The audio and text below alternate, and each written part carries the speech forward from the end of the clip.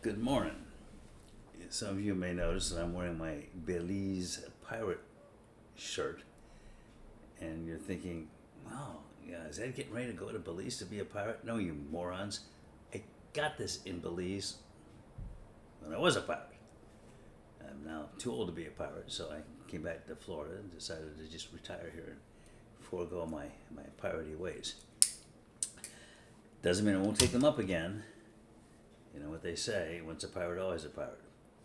So, just a couple of early morning thoughts to kick off. This is Sunday. Happy Sunday. The first is, don't study history. You just get confused. You know, why do we remember Grover Cleveland? Well, probably most of you don't remember Grover Cleveland. We remember him for two things. One is that he lost the election to my great-grandfather's next-door neighbor, and you know who that was. That's right, President Benjamin Harrison. The family tradition is that my great-grandfather, I don't know this objectively myself, but my dad always told me that he was Benjamin Harrison's campaign finance chairman, which wouldn't surprise me because my great-grandfather, like his great-grandson, was extremely wealthy. So I used to call him the John D. of Indiana, because his name was John D. Brosnan, not Rockefeller, but that's what he was. That's the person to whom he was most often compared. So he lost to Benjamin Harrison, and then, after Benjamin Harrison's first term, Cleveland ran against him and was elected a second term. So up until Trump, he was the only president who had a term followed by an interlocutor or an interloper followed by another term. Donald Trump has done the same thing. So they have that in common. What's the real reason we remember Grover Cleveland? Well, it's for exactly the opposite reason that people are going to remember Donald Trump. And this is what's interesting, because it's not only this issue, but another issue I will address in a minute. Donald Trump is in the process of dismantling the civil service system, which was put in place by Grover Cleveland, because up until Grover Cleveland, these government jobs were all handled by the spoil system. Whoever got into power put his people in the government and fired everybody else. And the result of that was constant upheaval, and at about the time that Cleveland was coming into power, we were moving into the Industrial Revolution and the modern era of our economy. So they put that in place so that they couldn't just fire people. They had protection for civil service workers. You couldn't fire them unless it was for cause, and the cause had to be real. And you couldn't just come in and clean house and get rid of all these civil service professional people and substitute them in with your pals, and then the next time out, your pals got thrown out and the other guys got... That changed with Grover Cleveland, and that's considered a milestone in American government, and he's famous for that. Those of you who don't study history probably don't even know who Grover Cleveland was, or you think he was a guy from Cleveland, Ohio, or he played for the Cleveland Indians. Actually, he may have played for the Cleveland Indians, but that's a different story altogether.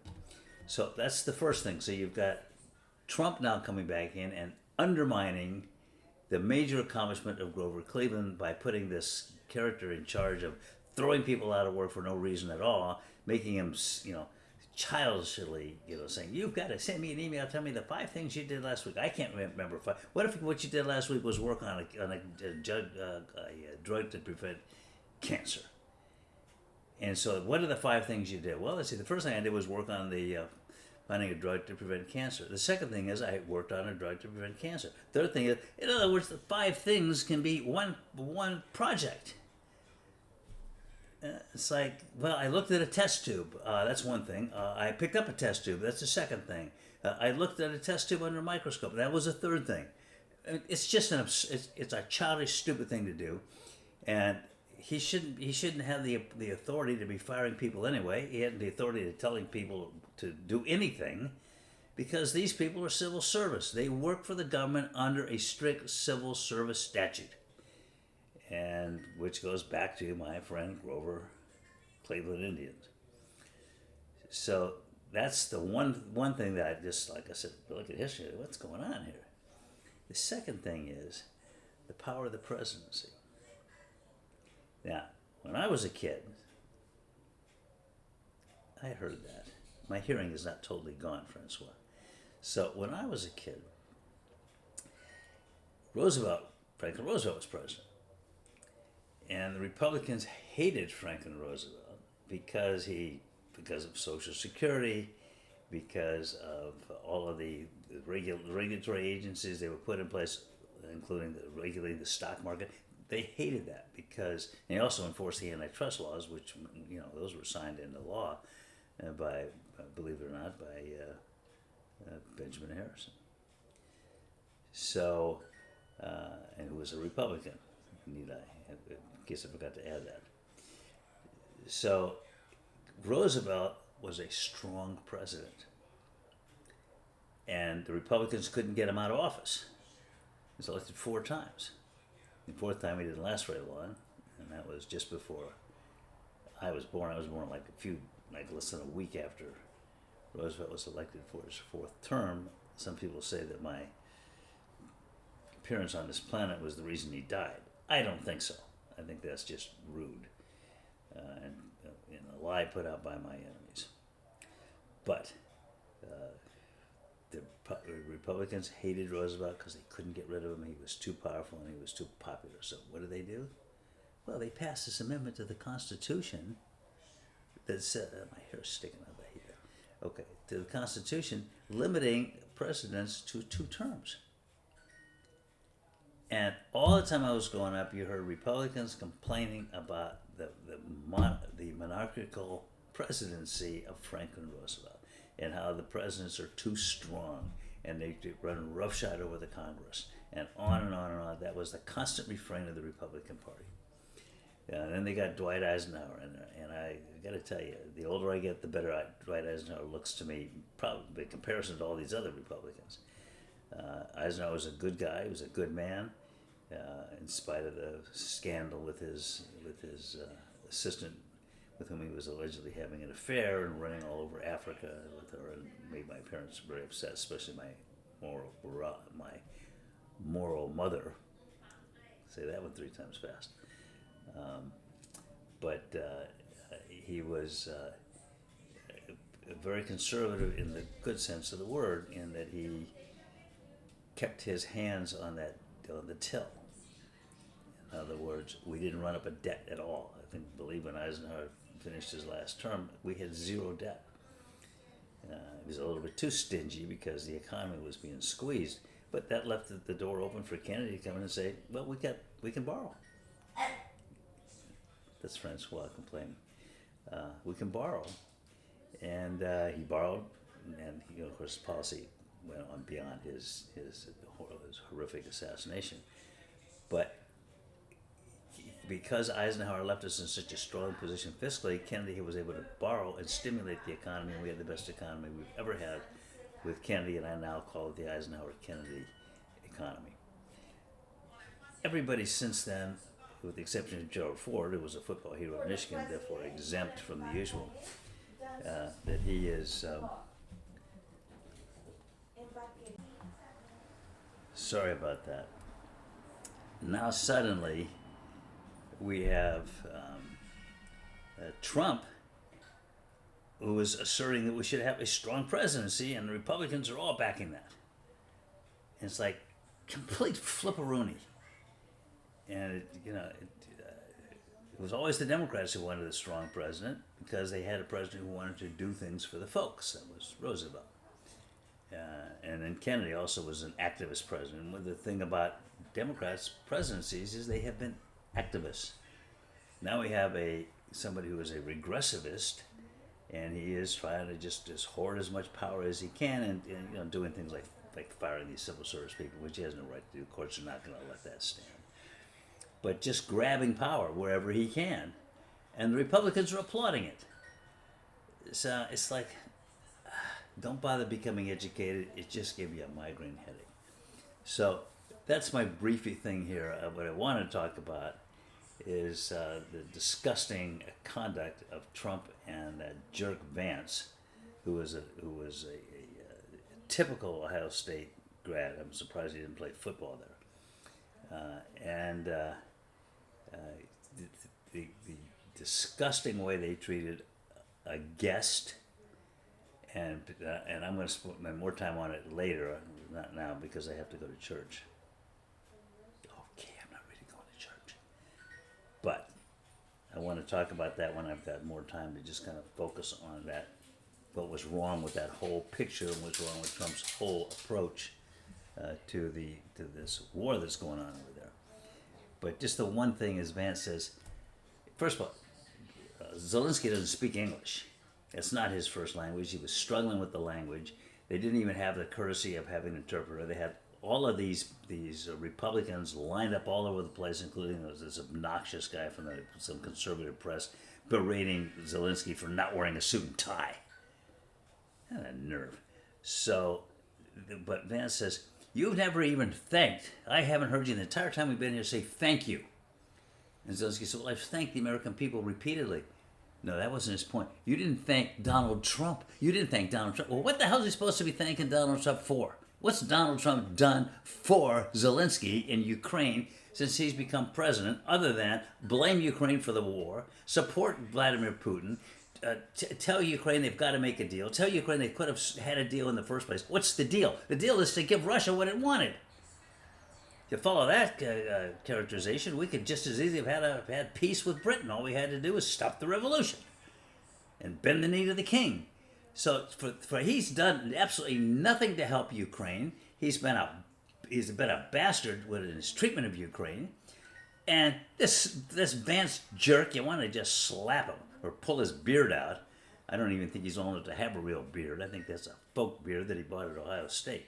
They sell those, in their little whatever that place is where they sell crap to naive students so they think it's cool to buy a beard. I bought a beard in college. Okay, I did, but that was a mustache actually, and they just had a little bit. Let's not make this personal about me, okay? Like you never bought a beard. Men and women, I know, I've seen you out there running around with these fake beards. What? Oh, sorry, Francois. Okay, so he's done nothing for Ukraine. He's been terrible in the way he talks to and about Zelenskyy. He called him a dictator.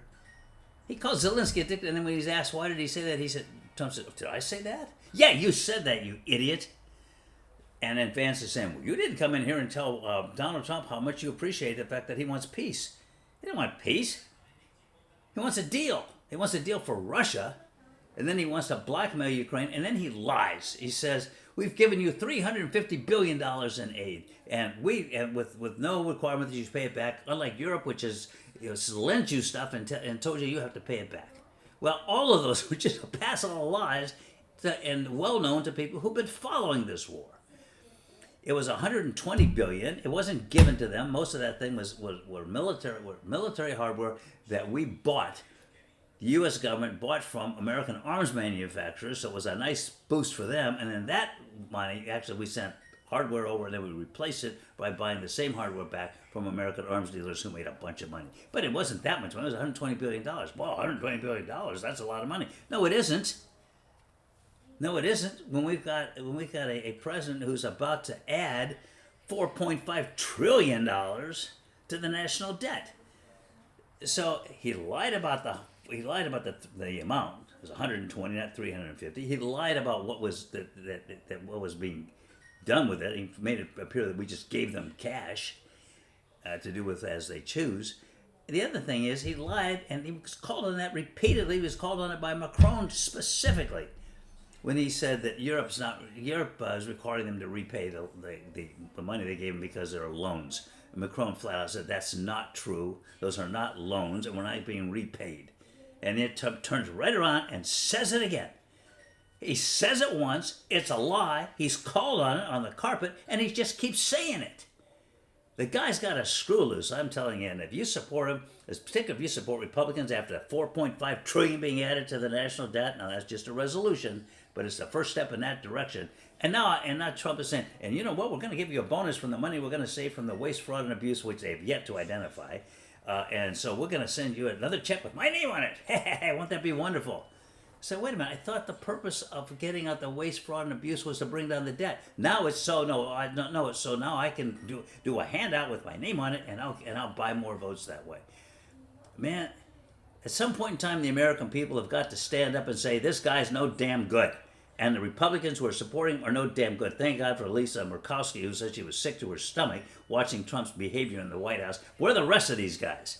And the worst of all is Lindsey. Just want to pump him right in the face. Lindsey Graham. What makes me sick about Lindsey Graham more than anything is he had the same rank as my dad.